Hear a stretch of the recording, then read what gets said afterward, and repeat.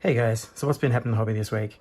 Well, I thought we'd have a bit of a discussion on doing custom schemes or your own kind of color schemes on MCP models, and go into some of the pros and cons of that, the ease of which that is to do, etc. Marvel is a very, dominant visual IP. The characters are very distinct, and I guess it could be argued that it's difficult sometimes to create unique color schemes for them. But here today we're going to have a bit of discussion on it and see if we can, wrangle out some ways or strategies of actually breaking the mold and creating some individual color schemes for them.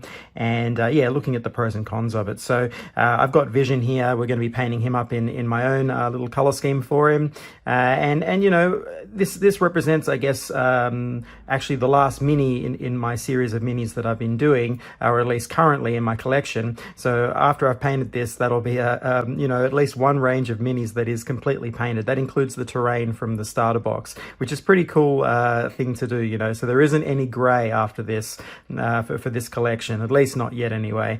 So that's really cool. And we're going to have a look at my all the minis that I painted from the channel and also off the channel, the entire collection together, and have a look at that and see what that looks like, because the strategy I've used here is taking on a kind of a section of the color wheel, a spectrum of colors, and using that to draw my color schemes from each of the minis. So it's a really interesting way to do it, and we're going to discuss that a little bit, and we'll have a look at all of them together at the end and see my closing thoughts. But I think that'd be a really fun discussion, so I guess I'll stop waffling on and get on to the topic,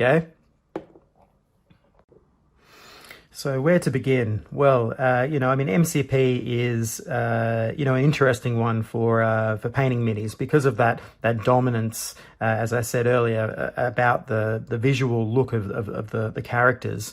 They're such an iconic kind of series of characters. They've been around for a long time. Everyone has, a very clear idea of what they look like, or at least if you've been exposed to Marvel for a while, or any comic book really series or anything like that, DC as well, the characters really do have quite a strong aesthetic, and a lot of that has to do with their design. That it's a costume, it's a very sort of stylized kind of design aesthetic that has very strong shape language, silhouettes, etc. They really do have very clear looks, generally speaking, and so it's hard to break that sometimes.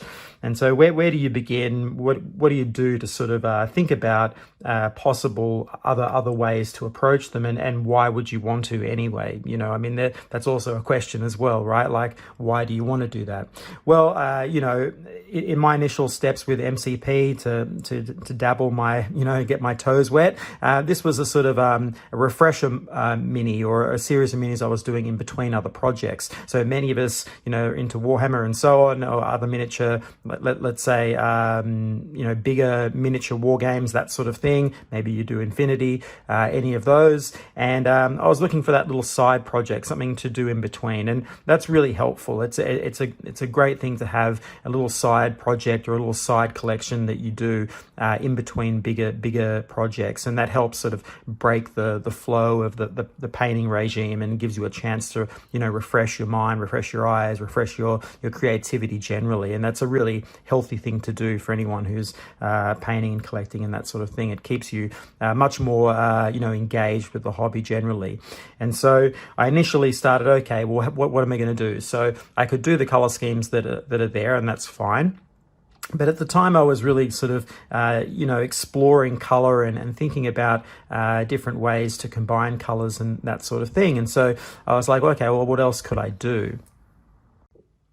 And posing a question like that is where you start to think about, possible other ways to paint things. And so, as a professional model, I didn't want to, just look at a color scheme. I wanted to just be free to just paint anything and do a very, very loose and just, exploratory sort of journey with it. So I didn't really mind too much about the finished product or what I was doing. It was really just there to give me that refresher. And so that's how it began. And if you're thinking about MCP, this is one strategy that you can use to enter into it. Whether you particularly love Marvel minis or not, or Marvel characters, the minis are a really great sort of blank canvas, and we'll go into that in a second. But that's one strategy that you can use to paint MCP. And once you do that, your mind starts to think about them in a different way, and you're not so locked into that paint scheme that they have.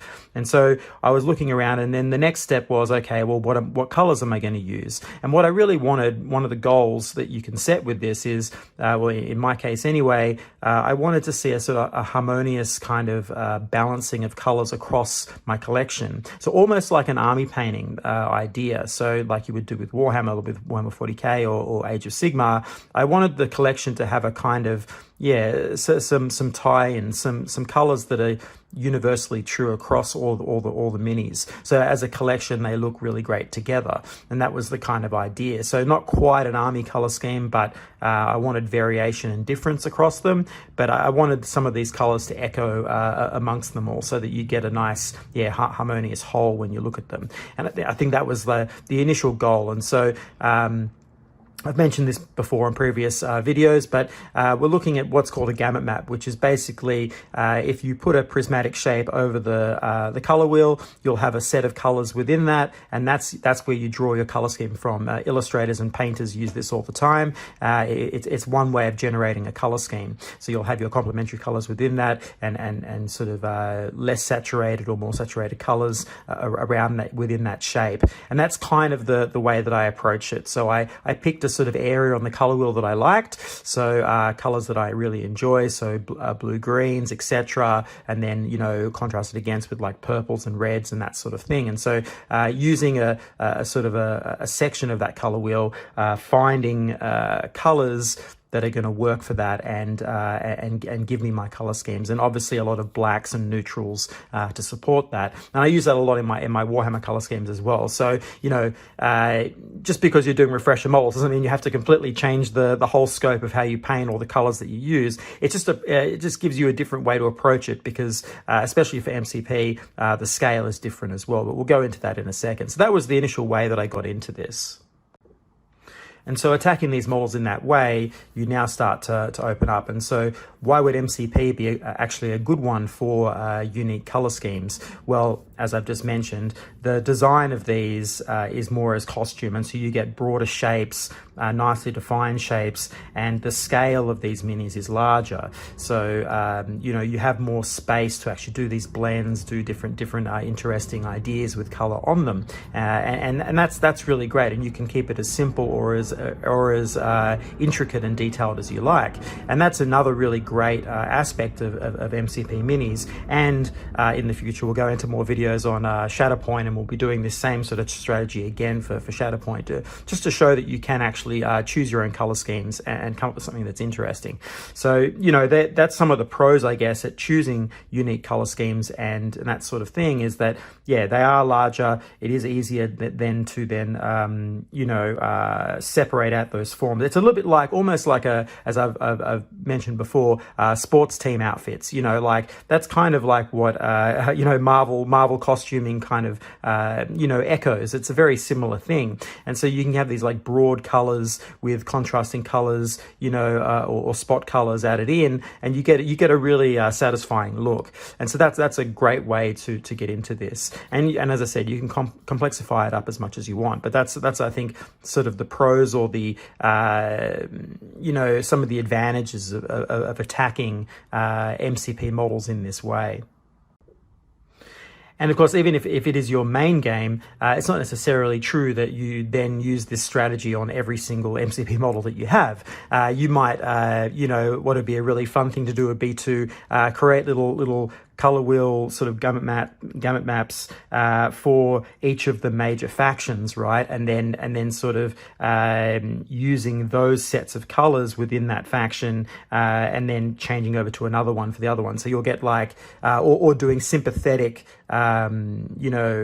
slightly varied color wheel spectrums for each faction. So you get some harmony, but then there's these like differences between them. There's a lot of great things you could do there to further jump this idea into the next level. If you are like mainlining MCP as your main game, then you might want to do that to help give you more to explore and more ways to play with color. So let's now have a think about some of the, I guess we'll have a think about some of the cons but is there any reason why you wouldn't want to do this, or any of those sorts of things? Or are there hurdles, stumbling blocks? I don't know, anything that you might seem like this isn't a great idea. I guess it's depending on, your reason for painting them, right? Or your reason for collection. Even if you consider yourself a gamer, and the painting is the secondary thing, you can do everything that I've just said here, or treat the models in this way, even if you're doing just as simply as contrast paints over the top of a grayscale. There's no reason why you can't still pick colors this way. I guess knowledge, or art knowledge generally, can be a stumbling block. Maybe that's a bit too much, but I don't think you really need very much information really to start exploring it. As I said, you can just pick your favorite sport team or a set of colors that you like on anything really, and use that as the basis for what you're doing. So, inspiration generally, you don't need to know why you like it. You can just look at that and think, yes, I really enjoy that. Like, you might just like ultramarines, right? And you like blue and yellow and red, right? Well, you could just use blue, yellow, and red and explore that. There's many different shades of blue, yellow, and red that you could use, and that will get you on the track, right? So, I'm not sure whether as a con, like, those sorts of things are a con, but they could be a stumbling block to entry, right? That sort of overwhelming aspect of thinking about this. And I guess if you lead a busy life and those sorts of things, that might become a bit of a stumbling block. So just going with the box art, the standard Marvel costuming might be just easier. And it has to be said that the comic book illustrators and so on, they do explore many different versions of characters' costumes. So you're not really locked into one, which is one of the I guess the pros of MCP, is that there is actually a lot of source material for your characters that don't just have the classic costume. There are a lot of variant costumes that these characters have, because some of them have been around for 20, 30, 40, 50 years or longer, and so they go through generations through their comic book series that change how they look, and that's a really great thing just for MCP generally. But you don't necessarily have to come up, reinvent the wheel yourself and come up with your own thing. But it is a really, I guess, satisfying thing to try.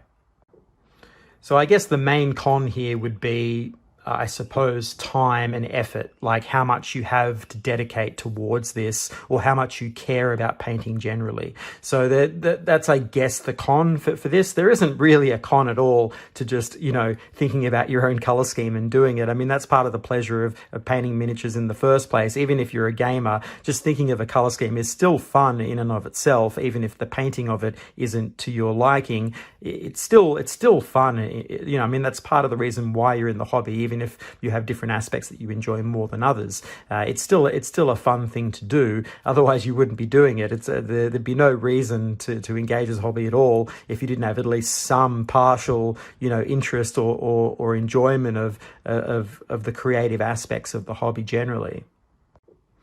So yeah, I can't really think of any actual con. And as I said, the sideline route to this, if that was a con for you, then is to then take a look at the wide scope of costuming that these characters have that aren't the main one, and then find some inroads there. You might find similarities between some of the characters and their costuming, which often happens because they're usually in teams or in groups, and so they'll often have a lot of harmonious colors that exist between the different characters, and you might find a nice little color scheme that way, and something that you can follow so it doesn't bombard your mind with too much information. And that can be a way in, right? So that turns from a con to a pro very quickly, and then you're back at that same thing where you're doing something alternative. And now I guess we'll talk about the reasons why having something that's more individualistic to you can be a benefit.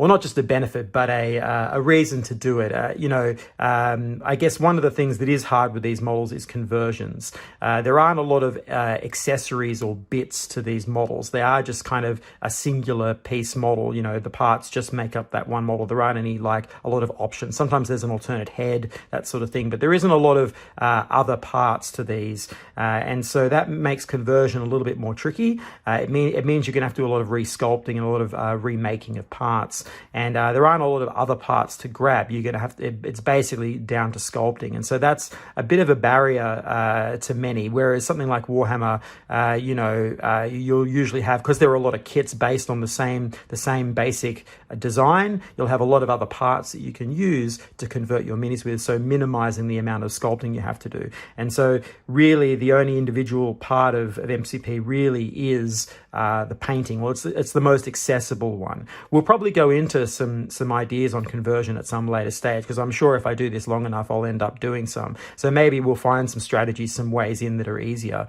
But initially, that is quite a jump to go from, just paint scheme individuality to sculpting.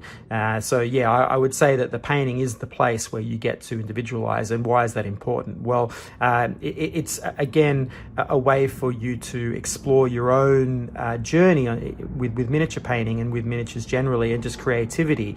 And if this is a refresher mini or thing you do in between bigger projects, then that type of re-energizing of your mind is really great. I've got friends that have started to find a love for mini painting through MCP because of the nature of the way you paint them. They're like individual models each time. That's one of the benefits of MCP, is that you can just focus on one mini and paint it, and that brings all your attention to that mini. No matter how fast you paint it or how slow, you start to, and it's a finishable project, right? Because you get that endorphin hit at the end. You start to get this sort of, you start to find a bit of the love and enjoyment of painting for its own sake, even if you weren't that to begin with. And so I've noticed that with a few of my friends that are now really big MCP fans.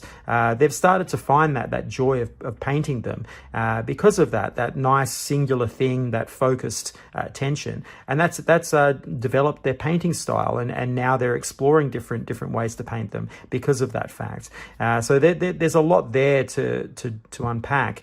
So there isn't really many cons to this. Just bringing back to the cons idea that I can think of, everything kind of leads to a pro ultimately with these models. So it's definitely something I would urge you to think about.